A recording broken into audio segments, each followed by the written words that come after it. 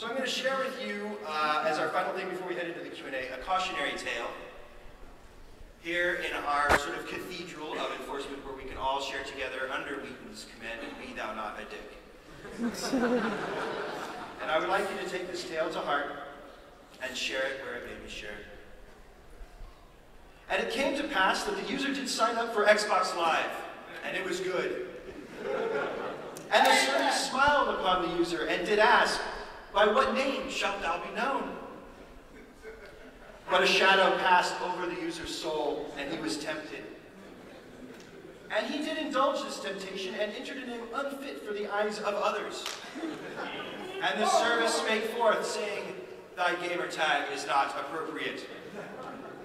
But, my children, the service was kind and forgiving, and bade the user, "Please, try another." However, the user had hardened their heart, and did carefully shroud the new name in trickery. And it came to pass that O's became zeros. The letter T became as a plus sign. Falsely clothed in their new finery, the user fooled the service, and being so fooled, the service did bid the user welcome with the customary ancient incantation, "Poon Hunter has signed into Xbox."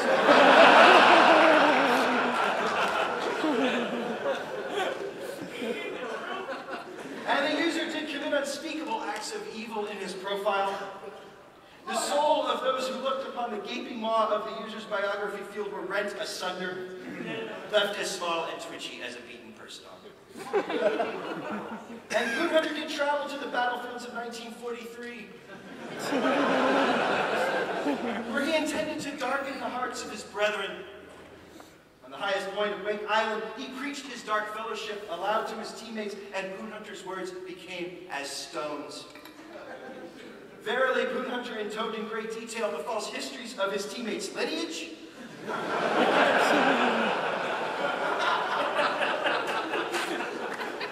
they bore false witness to the tendencies of the very wombs that begat them, to lie with all manner of creatures, two-legged, four-legged, eight-legged, even the very crops of the earth. And Poon Hunter did take the last plane on the carrier, and then did try to use the plane to knock the teammates from the ship with the plane's wings. And in their dark blasphemy, Poon Hunter proclaimed his team's habits of routinely spilling their seed upon the ground, and the team did cry out in anguish to the sky and say, "Why? Why is this douchebag on our team?"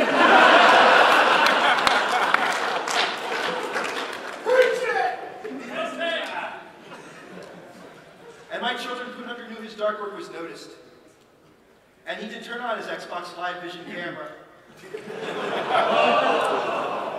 With malice in his soul, he did proceed to broadcast his iniquity to other users. Players were exposed to such atrocities as the flaccid all-in, the turgid draw four, and on at least one occasion, the dreaded, the feared helicopter.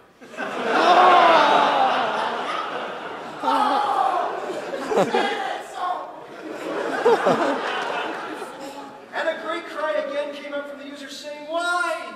Why would someone do this?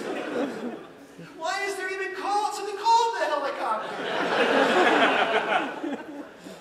And more than one among them did file complaints, and my children in the service heard. A light shone in the void, and it blew over the game like a cool breeze and said, "Time to regulate." And it came to pass that the service archangel swooped down, and Poon Hunter's mouth was suddenly silenced. His video was blocked, his console banned, and upon his exposed bits and stuff and things was a lightning bolt delivered, and the archangels did smite the user with such a force that the shockwave reached the other players, a shockwave that explained itself as simply as it was effective. Poon Hunter has left the game. And on the other end of that judgment, there was a wailing and a gnashing of teeth, and the service looked upon the fires of the work and smiled, and it was good. Hey!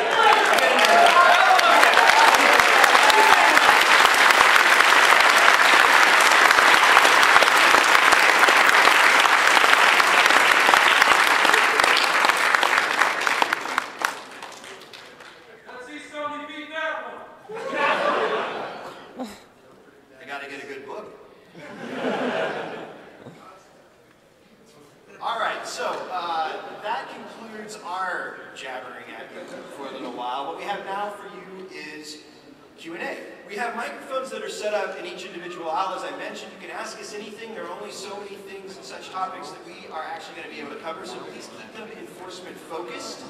And we have sort of the next, I believe we have about 15 minutes or so. So we'll need to move pretty expeditiously. And with that, we'll go ahead to the first question. One real quick, we will not be answering questions about why you were banned.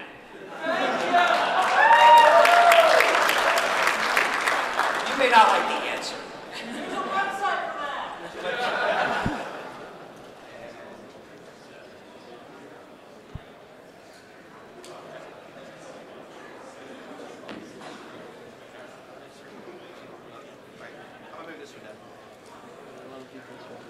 Okay, I'm sorry, go ahead. Okay.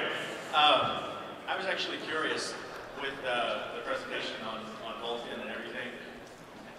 There are so many services within Microsoft that kind of cross paths. You have Xbox Live, you have Zoom, you have games for Windows Live. Does your team and your enforcement activities, do those cross over to those other services, or do those services have individual enforcement teams? No, they do. They do cross over. Due to a lot of key work, both by Boris in the tool set and Dre with relationships with partners, and of course Jason, who helps actually run and manage the team that does the enforcement. We cover a broad variety of things that use the Xbox Live service. So we do some Zune enforcement. We've now added Windows Phone 7. That will probably expand as you see more capability come across the live service itself. Okay, thank you. Welcome. Mine is more of a technical question. I assume that when you get complaints about communication or gameplay, that you have some sort of replay of either the communication or the gameplay that occurred. And I was just wondering how technically you solve the problem of scalability when you have millions of users. Do you just cache video for every user, and then when it gets saved when you get complained to? I can't go into the ways that we actually enforce some very specific categories. One of the things we look at is sort of who's complaining against who, how many complaints is a player earning, what are the top games that are currently getting complaints, how can we best target our people into those areas. So unfortunately I can't go into the technology. I will interject there. Stepto mentioned, like, the number of people that file a complaint on an individual is important, but it is not the basis for our enforcement action. Right. So that is why we strongly encourage people to file accurate complaints, especially on communications. It's basically like throwing up a beacon in the sky and waiting for us to, like, you know, come take a look, because we do. And the more people from around the world, the more different types of games that this person interacts with and gets these communication complaints, that's very important for us to start finding that information about people. Thanks. My question is a theoretical question. Lots of companies such as EA, Activision, well, Valve, they're starting to do multi-platform, multiplayer games, like Portal 2 is going to be cross-platform. They're coming out with a lot of cross-platform stuff. As an Xbox Live enforcement team, if they were to do that, how would the enforcement work from such as the Vulkan standpoint? Would you leave it up to the company itself, or would it be put upon you, the enforcement team? The simplest answer to that is we are responsible for enforcing the terms of use and the code of conduct for Xbox Live and games for Windows Live. So to the extent that a game is cross-platform, let's say Windows Phone 7, Zune HD, PC, and Xbox, then we're involved, and that's how our tool set works. To the extent that it's PC but not games for Windows Live, or it's PS3 or something of that nature, that's actually up to that individual platform holder to try and staff a team like ours to put together that. Or if the developer wishes, they can rely on our team for the policing, in a lot of cases, for the service, and then they can do their own thing with another platform holder. One of the things that I love about sort of our job is we get to work very closely with the developers of some of the biggest games that are on our platform to help prepare them. For instance, we've worked very closely with Treyarch about Black Ops and actually helped them. So they have their own moderation and enforcement team, and we're like that with them, right? But we don't do that, right, for PS3. It's separate, even though it's the same game, it's on another platform. Okay, thank you. One of what he said, and also another one, for some different games, you have different levels of cheating. For the Call of Duty series, you see everybody started doing like 10 prestige lobbies, and with Black Ops, for a short period of time, it was 15 prestige lobbies. But when you actually look at that, it seems like that's a flaw in Xbox Live. But some people are affected. Like I know one of my accounts was put into like negative 10 prestige. And is that mainly falling upon the Xbox Live team, or is that up to the game developers? Well, security and integrity of any online service is a journey, not a destination.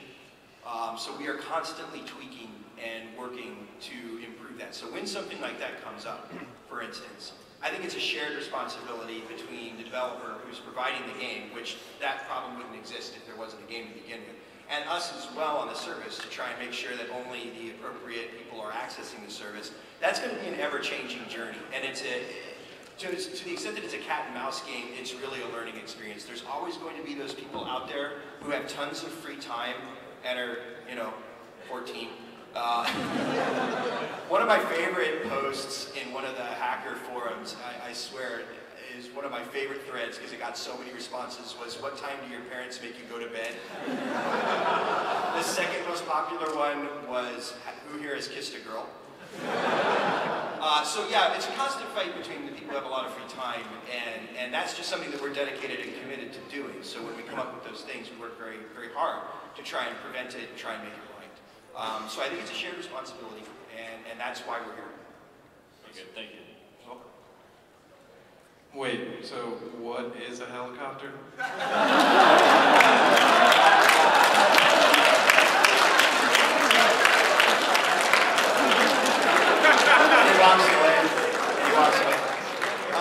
You think you want to know. All of you are out there like, yeah, I can handle it. And then the you of the future who knows what if I told you would come back in time and punch the you from the past. Stepto, I could do the interpretive dance.